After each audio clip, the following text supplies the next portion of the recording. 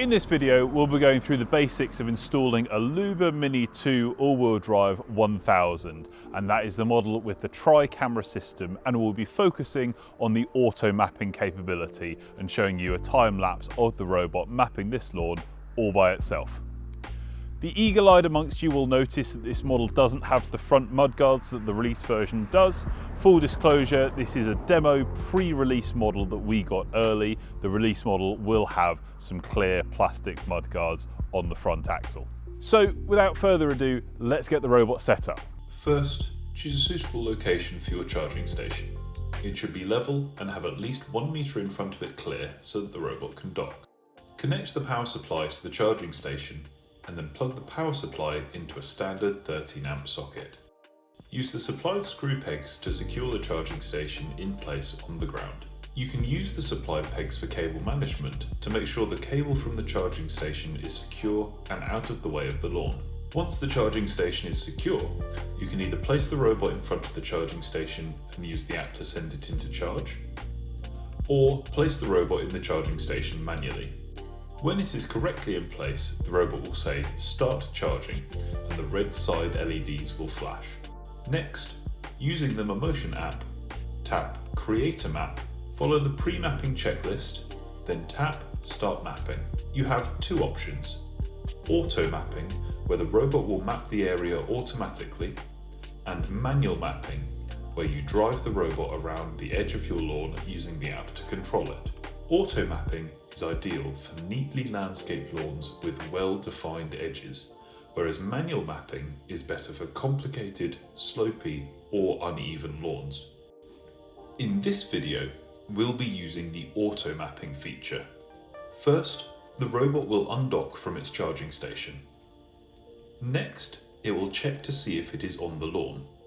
If your dock is off lawn, select Go to Lawn so you can drive the robot to your lawn first before starting to map. If you don't need to do this, however, instead select Start Mapping. The robot will then explore the whole of your lawn methodically, creating the map in real time. During this process, it's important to let the robot navigate the area itself. It will explore the centre of the lawn first, and then define the edges with gradually more accuracy.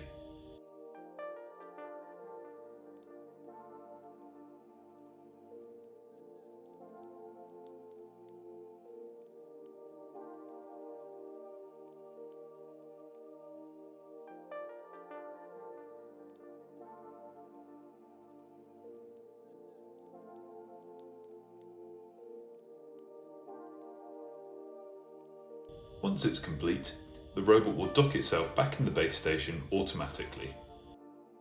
With our map completed, we're ready to mow. The task setup screen shows the size of area that the robot will be mowing and a rough estimation of the mowing time to complete. Next, we can adjust our task settings. We can adjust the cutting height, forward drive speed, and the space in between the center of each line that the robot mows by adjusting their respective sliders. You can also adjust the cutting path angle, setting a custom angle for it to work, letting the robot choose the optimal angle based on the shape of the lawn, or letting the robot determine a random angle of work each time it starts the task. If we tap More at the bottom of the screen, we have additional options. Cutting path mode lets us determine how the robot cuts the lawn. Zigzag is the default, where the robot will operate along a single angle the whole time. Perimeter lapse only is for if you want the robot to just cut around the edge of the lawn. Chessboard path lets you set a second intersecting angle for the robot to take relative to the angle of work that it already has been given. Finally, adaptive zigzag lets the robot optimize its cutting path in irregularly shaped lawns. Perimeter mowing lapse allows you to choose how many times you would like the robot to cut around the edge of the lawn. Obstacle detection mode lets you adjust the sensitivity of the obstacle avoidance cameras. Off means the robot will not actively avoid an obstacle until it bumps into it, whereas sensitive will give obstacles a wider berth.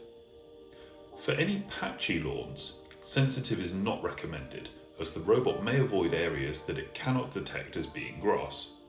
No-go zone mowing laps determines the amount of times the robot should mow around the edge of any no-go zones you may have.